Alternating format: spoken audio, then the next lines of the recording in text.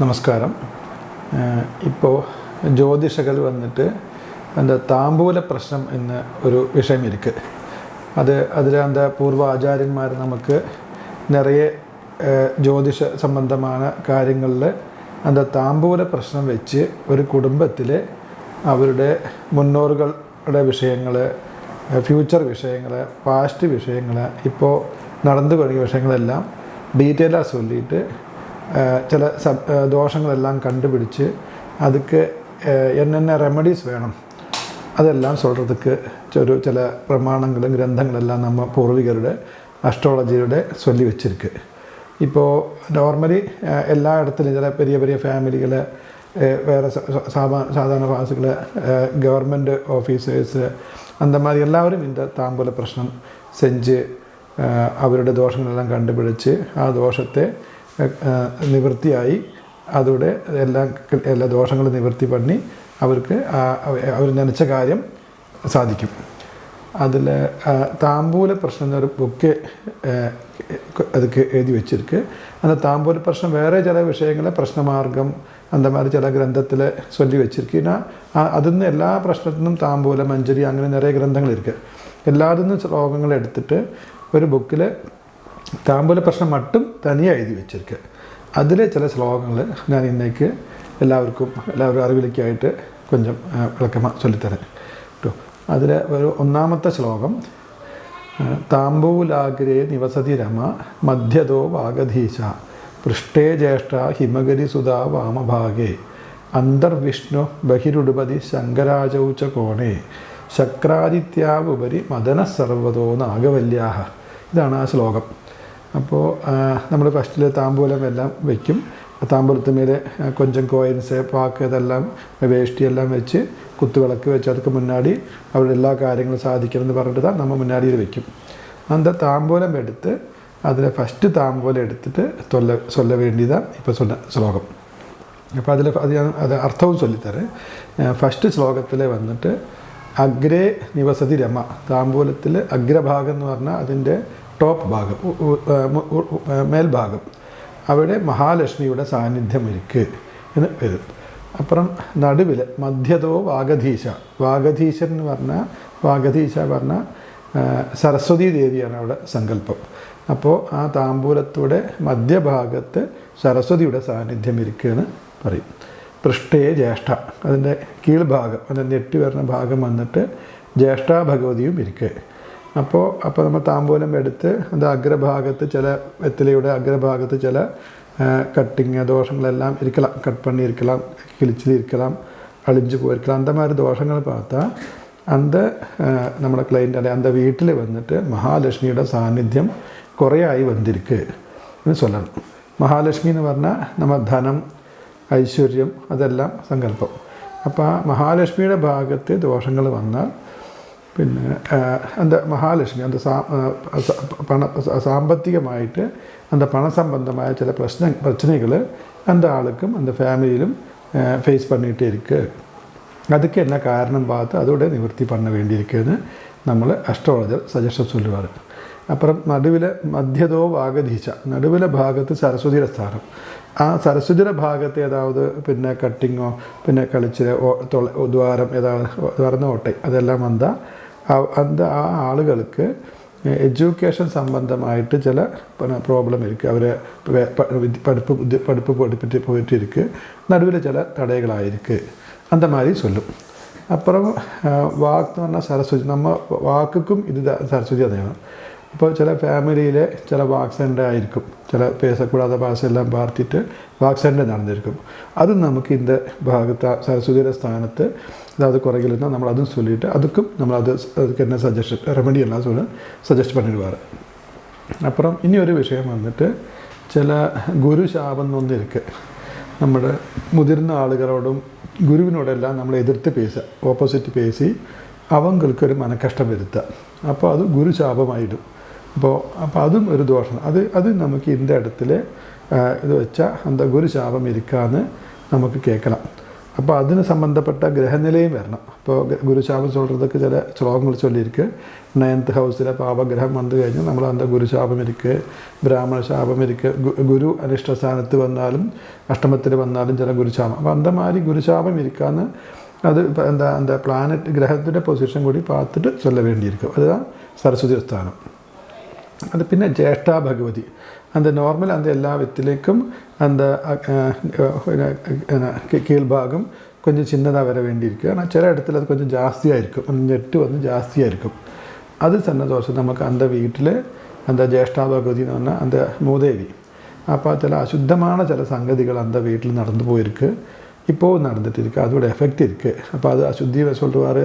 இப்போது நம்ம வீட்டில் சுத்தமாக இருக்க, விளக்கேற்றல, பூஜா கர்மங்கள் செய்யலை, குலதெய்வ பூஜை பண்ணல, பிதர்களுக்கு பூஜை பண்ண, அந்த மாதிரி சில ஃபேமிலிகளெல்லாம் இதுக்கு ரொம்ப இம்பார்ட்டன்ஸ் கொடுக்காமல் போயிட்டும். அப்போ அதிலெல்லாம் தோஷம் வரும்போது வீடும் சுத்தமாக வைக்கலை, எப்பளும் க்ளீன் பண்ணல, மாறாலே, அதெல்லாம் வந்து வீடு ரொம்ப அசுத்தமாக இருக்கும். அப்போ என்ன ஆகும், ഈ അശുദ്ധமான இடத்துல தான் அந்த தேவி வந்து உட்காரும். அப்போ நமக்கு அந்த வீடும் சுத்தமில்லை, வீட்டில் பூஜாமரை சுத்தமில்லை, கிச்சன் சுத்தமில்லை, அப்படியெல்லாம் சொல்லிவிட்டு அதெல்லாம் அவங்கள சொல்லி கொடுத்துட்டு அவங்கள அதெல்லாம் மாற்றுறதுக்கு என்ன செய்யணுன்னெல்லாம் அட்வைஸ் பண்ணிடுவார். அதுதான் அந்த ஜேஷ்டா பகவதி. அப்புறம் தாம்பூலாகிரே நிவசதி ரமா மத்தியதோ வாகதீஷ பிருஷ்டே ஜேஷ்டா ഹിമഗിരി സുധ വാമഭാഗ്യ. ഹിമഗിരി സുധ എന്ന് പറഞ്ഞാൽ ഹിമഗിരിയുടെ സുധ, അത് പർവ്വതപുത്രി പാർവതി എന്നത് പേര്. அந்த பார்வதி வாமபாகத்தை സ്ഥിതി ചെയ്യുന്നു. வெற்றிலையோட வாமபாகம் சொல்கிறது നമ്മുടെ ഇടത്ത് ഭാഗം சொல்கிறது, ഇത് ഓപ്പോസിറ്റ് സൈഡ് വെറ്റില இப்படி വരും. അപ്പോൾ വാമഭാഗം ലെഫ്റ്റ് സൈഡ്, ആ ലെഫ്റ്റ് സൈഡിൽ പിന്നെ பார்வதி தேவியோட சாநித்தியம் இருக்க சொல்லுவார். அப்போது அந்த வெற்றிலையில் அந்த லெஃப்ட் சைடில் ஏதாவது പിന്നെ கட்டிங்கோ தோஷங்கள் ஏதாவது இருந்தால் அந்த வீட்டில் யாராவது ஒருத்தருக்கு தாம்பத்திய சம்பந்தமான சில குறைகள் இருக்குது. ചിലപ്പോൾ മാരേജായി അപ്പുറം ഡൈവേഴ്സ് ആയിരിക്കും, അല്ലെങ്കിൽ മാരേജായി അവരൊരു ഒത്തുമയില്ലാமல் ഫാമിലി ഓടിയിട്ടിരിക്കും. പിന്നെ அப்புறம் മാരേജായി யாராவது ஒருத்தர் മരണപ്പെട്ട് ஒருத்தர் மட்டும்தான் இருக்கும். ചിലപ്പോൾ വൈധവ്യം, அந்த മംഗല്യം ഊരി വയ്ക്ക വേണ്ടിയ ലേഡീസ് அங்கே இருக்கலாம். അല്ലെങ്കിൽ ഹസ്ബൻഡ് இருக்கு, വൈഫ് മരിച്ചു പോയിരിക്കും, ഡെത്തായിരിക്കും, அந்த ஆளுகள் இருக்கும், குழந்தை இருக்கும். அந்த மாதிரி சப்ஜெக்ட் எல்லாம் நமக்கு அந்த ஃபேமிலி மெம்பர்ஸ்க்கு உள்ளதான்னு கேட்டுட்டு அது என்னால் பண்ணுறது. இப்போ பூர்வஜன்மத்தை அவருடைய ஃபேமிலியில் சில ஸ்திரீ சாபம், தம்பதி சாபம் ஏதாவது இருக்குது, நமக்கு இதை வச்சு சொல்லிடலாம். அதுதான் இந்த பார்வதி தேவியோட ஸ்தானத்தை சொல்ல வேண்டியது.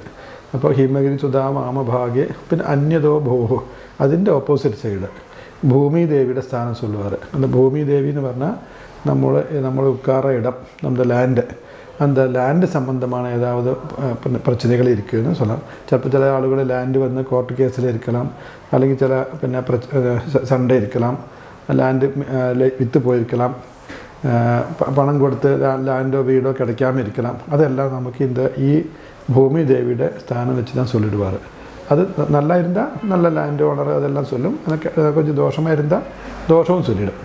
அப்போ நமக்கு ആ ഭൂമി സംബന്ധமான ദോഷം சொல்கிறதுக்கும் இந்த தாம்பூலத்தோட ഈ വലത് റൈറ്റ് സൈഡ് വെച്ചിട്ട് சொல்லலாம்.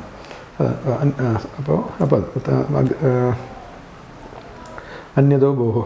പിന്നെ അന്തർവിഷ്ണു ബഹിരുപതി ശങ്കരാചൗച്ച കോണേ ശക്രാദിത്യാവുപരി മധുര സർവതോ നാഗവല്യ. പിന്നെ അന്തർവിഷ്ണു, அந்த വെറ്റിലയുടെ ഉൾഭാഗം വന്നിട്ട് വിഷ്ണുവിൻ്റെ സ്ഥിതി. വിഷ്ണു എന്ന് പറഞ്ഞാൽ നമ്മൾ തന്നെ മഹാവിഷ്ണു, ശിവൻ, വിഷ്ണു, മഹേശ്വരൻ. അപ്പോൾ ശിവൻ, വിഷ്ണു, ബ്രഹ്മാവ്, അങ്ങനെ ഇരിക്കും. അപ്പോൾ അതിൽ വിഷ്ണു വന്നിട്ട് സ്ഥിതിയുടെ കാരകത്വം, ശിവൻ വന്നിട്ട് സംഹാരകാരകത്വം. ശിവൻ വന്നിട്ട് സംഹാരകാരകത്വം, വിഷ്ണു വന്നിട്ട് സ്ഥിതകാരകം, ബ്രഹ്മാവ് വന്നിട്ട് 3, ശിവൻ, വിഷ്ണു, ബ്രഹ്മാവ്, അത് തേടുന്നത്. അപ്പോൾ അതിലെ വിഷ്ണുവിടെ സ്ഥിതിയുടെ കാരകത്വം നമ്മൾ ഉൾഭാഗം ചില വെറ്റില എടുത്താൽ അത് ഉള്ളിലെല്ലാം കളറെല്ലാം ചേഞ്ചായി പോയിട്ട് ദോഷമാണ് ഇരിക്കുക. അപ്പോൾ தான் നമുക്ക് വിഷ്ണുവിടെ സാന്നിധ്യം കുറയുകളായിരിക്കും. അപ്പോൾ അവരുടെ ഇപ്പോൾ ഇരിക്കുന്ന ഫാമിലിയുടെ ബാലൻസ് ശരി ദോഷമായിരിക്കും. ഇവർക്ക് എന്താ വീട് വയ്ക്കാൻ മുടിയുമോ, വീട് വിട്ട് വെളിയെ പോകണമെന്നല്ല, എന്താ പ്രോബ്ലത്തിൽ ഇരിക്കുന്നത് കൂടി ഈ അന്തർഭാഗത്ത് ദോഷം വന്ന അസ്ട്രോളജർക്ക് ചൊല്ലാം, അത് ചൊല്ല വേണ്ടിയിരിക്കും. പിന്നെ ബഹിരുടുപതി, പിന്നെ അതിൻ്റെ ഏറ്റവും ടോപ്പ് ഭാഗം വന്നിട്ട് ഉടുപതി എന്ന് പറഞ്ഞാൽ, ഉടു എന്ന് പറഞ്ഞാൽ സ്റ്റാർസ്, നക്ഷത്രം. പതി എന്ന് പറഞ്ഞാൽ അതിവിടെ രാജാവ്. അപ്പോൾ നക്ഷത്രങ്ങളുടെ പതിയാണ് ചന്ദ്രൻ. നമ്മൾ ചന്ദ്രനെ ചൊല്ലത് വന്ന് നക്ഷത്രങ്ങൾക്ക് രാജാവ്. അപ്പോൾ ചന്ദ്രൻ്റെ ഭാഗത്ത് ദോഷം വന്നാൽ നമ്മുടെ ബോഡിയിൽ വന്നിട്ട് മനസ്സിൻ്റെ കാരകത്വമാണ് ചന്ദ്രന്. മനസ്സ് പറഞ്ഞാൽ മൈൻഡ്. അപ്പോൾ നമ്മുടെ മൈൻഡ് സംബന്ധമാണ് എല്ലാ ഗുണങ്ങളും ദോഷങ്ങളും എന്താ വെച്ചാൽ ഈ മുകൾ ഭാഗത്ത് ദോഷമിരിക്കുക നല്ലതിരിക്കാന്ന് പാത്തിൽ ചൊല്ല വേണ്ടിയിരിക്കും. അപ്പോൾ അത് ദോഷങ്ങളിരുന്നാൽ നമുക്ക് മൈൻഡ് സംബന്ധമാണ് പ്രോബ്ലംസ്. പിന്നെ എന്താ പറയുക, ശരിയാ തൂക്കമില്ലേ, നല്ല പീസ്ഫുൾ മൈൻഡില്ലേ, അതെല്ലാം ചൊല്ല വേണ്ടി இந்த ഭാഗം പാത്ത് ചൊല്ല വേണ്ടിയിരിക്കുക. ഇപ്പോൾ ബഹിരുടുപതി ചന്ദ്രൻ്റെ നമുക്ക് ചന്ദ്രൻ വന്ന് മനോകാരകത്വം ഇരിക്കുക.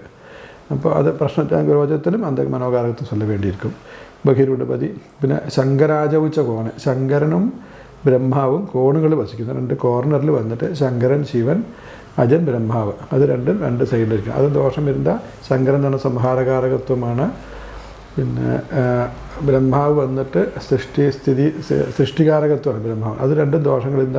அந்த സൃഷ്ടി அந்த പുത്രോൽപത്തി സന്താന ഭാഗ്യം അത് ദോഷം ചൊല്ലുവാറ്. സംഹാരകാരത്വം அந்த ഡെത്ത് സംബന്ധമായ വിഷയങ്ങളെല്ലാം அந்த ശിവൻ സംബന്ധപ്പെട്ട് ചൊല്ലുവാറ്. അത് രണ്ടും നല്ലതായിരുന്നാൽ നല്ലത് ചൊല്ലണം. அந்த സൈഡിൽ ദോഷങ്ങളിരുന്നാൽ നമുക്ക് ദോഷവും ചൊല്ലാം. അപ്പോഴാണ് அந்த ശങ്കരനും ആദിത്യനും. ശങ്കരാചോദിച്ച കോണെ ശക്രാദിത്യാവ് ഉപരി, ശുക്രനും ആദിത്യനും ഏറ്റവും ഭാഗത്ത്. അത് ആദിത്യൻ നമുക്ക് പ്രകാശകാരകത്വമാണ്, പിതൃകാരകത്വം ചൊല്ലலாம். ശക്രൻ വന്നിട്ട് എന്താ വിവാഹം സാമ്പത്യം അത് വെച്ച് ചൊല്ലാം. അത് രണ്ടും അതിവിടെ ഗുണം ദോഷവും അത് വെച്ച് ചൊല്ലില്ല. ശക്രാദിത്യാവുപരി മദന സർവ്വതോ നാഗവല്യ. മദനം എന്ന് പറഞ്ഞാൽ കാമദേവൻ എന്ന് പറഞ്ഞാൽ അതും ഇതുമാതിരി കല്യാണ സംബന്ധമാണ്. പെൺകുട്ടികളുടെ വിവാഹം ദാമ്പത്യ സൗഖ്യം എല്ലാം വെച്ചിട്ട് മദന സർവ്വതോ നാഗവല്യ. ഇത്രയും കാര്യങ്ങൾ നമുക്ക് ഈ ഒരേ താമ്പൂലം എടുത്ത് ജ്യോതിഷിക്ക് அந்த ക്ലൈൻറ്റോട് അല്ലെങ്കിൽ அந்த ഫാമിലിക്ക് எல்லாமே சொல்லிக்கொண்டிருக்கு பழக்கம் இருக்குது. ഇത് നല്ല ഡീറ്റെയിൽസാக சொல்லி நல்ல വെത്തിലെ നല്ല ശുഭദിവസം നല്ല മുഹൂർത്ത നാളിൽ നല്ലതാണ് വന്ന ഇതിൻ്റെ ഫലം എല്ലാം നല്ല കറക്റ്റാக വരും.